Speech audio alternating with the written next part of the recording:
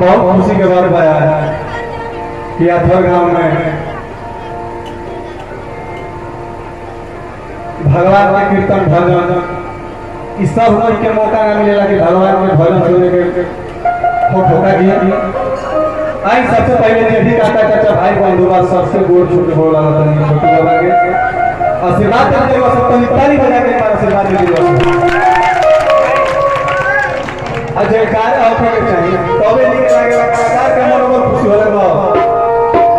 भैया चाहत पहले दिखाई करो तीन बार दिखाई करो दे भग के आधा काम में कितना दम बा कि जगाई के बाद हम सब सुन ले। प्रेम से बोलो शंकर भगवान की अभी तक तो सब ऐसे बोला था जैसे अस्पताल में रोगी पानी मांगते होते।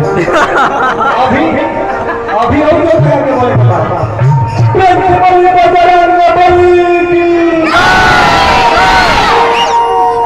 अभी क्या लगा था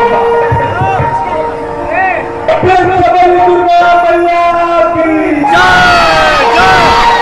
भवानी मैया की। क्या बात है बहुत सुंदर। आई सबसे पहले सब एडिशन सिंह हमारे भाई को सब तो अपने बादल भाई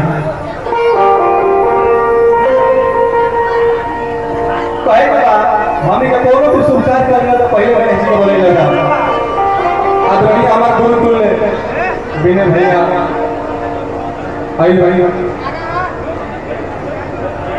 आई